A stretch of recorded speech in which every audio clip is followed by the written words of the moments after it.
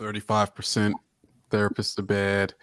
But the people not healing though, most of the time when people go to therapy, I don't say most of the time, a lot of times when people go to therapy is for them to get validation for the things that they struggle with. So they got to constantly keep coming back in for reaffirmation. And, you know, a lot of people don't get to the point where they feel like they're ever truly done, because after you handled like the main traumas in your life or whatever it may be, you still go in for like maintenance. So it's like you just go in once a month and kind of talk about your life, what's been going on, you know, any struggles that you had. It's really like, honestly, it's like it's basically like what a friend is actually supposed to be to you. You're supposed to both carry each other's burdens, but there's not people that's like that anymore. We don't want to listen to each other's problems. So therapists actually do that, you know, and try to stay neutral. And so people end up being in therapy for years. Okay. So is it safe to say that people never, well, you probably don't know, but in your honest opinion, do you think people truly heal, or do you think that they're just masking it? They're just regulating those emotions and those feelings, that trauma? I don't think anybody ever gets to a place where you're truly healed from everything. We're always working on something. Like we're flawed people. We're always going to have something that we're going to have things that we're not going to be able to overcome, that we have to constantly through our entire life have to fight. So, you know, some things that are like the major things, like going through a major trauma and like the residual effects of that, like if you're having some very extreme kind of side effects or consequences of your trauma, those things are things you can definitely get healed from, because you can see the real life negative consequences and you can see the improvement from that. But in terms of the people that go to therapy, you know, consistently just because they always feel like they gotta heal from something, you know, they just end up being lifers. It's not necessarily anything wrong with it or anything right with it. It just kind of is what it is. I just wish that I wish we were better people as a whole that could, you know, take the time and sit with people and listen to their problems. There would be no need for therapists. When people be saying like I agree with you, know, on that it's going to be a lifelong journey. But I think it's a baseline that people reach where they're capable of getting in a good relationship or just existing in a space. When Mila was talking, I think that's what she was talking about marriage ready. People that's not going to bring their past trauma into a relationship and make it negative or create all these conflicts, be extremely jealous. All the stuff that they struggle with in the past, they get to a baseline when they're above there. That's just my opinion. No, I agree, but we all still do that regardless. We bring in all the baggage from previous relationships. Even if we overcome one thing, we the tools to manage is what I mean. They acquire the tools effectively. Yeah, people that become more reflective, they become more self-aware. They communicate when something's wrong rather than just react. Yeah, there's some, you know, basic principles that people can follow to kind of be inside of a more healthy relationship or find healthy coping mechanisms. Definitely. Hey Nelson, I got a question. You seem like you're more in the psychology and, you know, neuro, whatever the hell the term is. Is it safe to say that?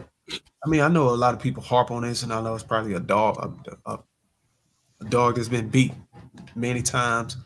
But as far as psychologically, I know a lot of people talk about body count, like, you know, it's just for a woman's body count. But is there a particular psychological argument on how a woman's body count is detrimental to relationships?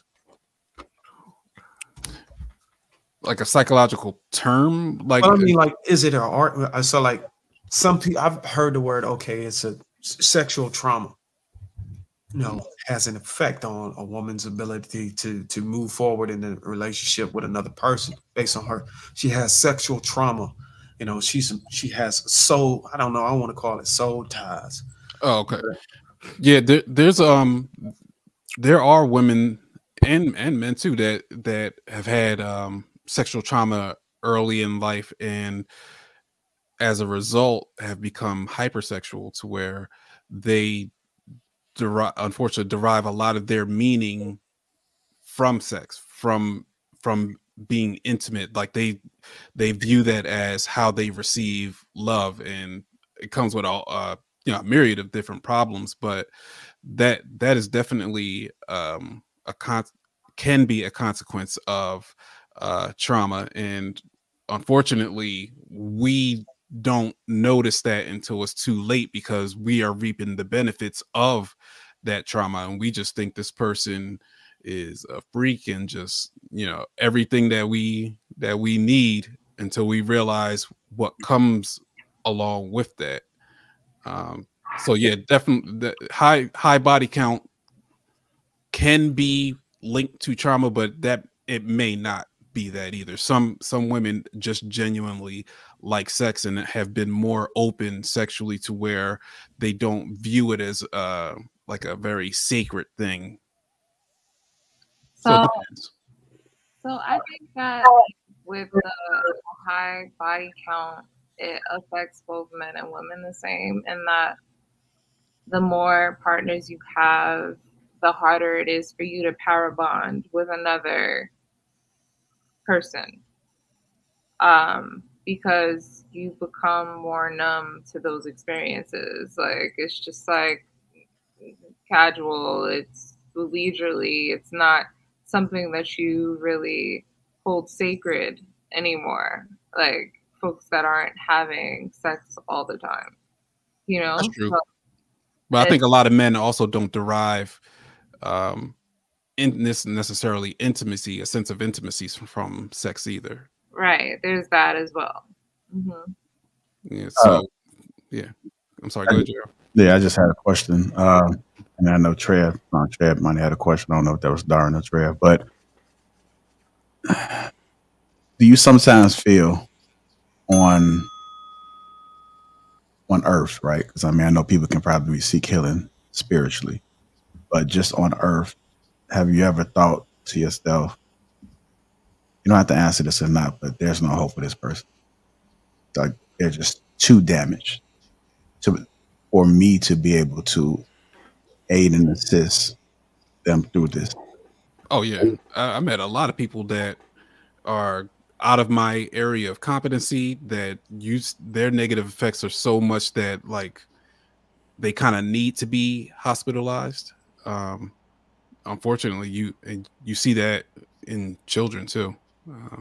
So there's just crazy stuff that's happened to people. Some of the stories that I've seen and heard, just you wouldn't believe that human beings could do these types of things to people.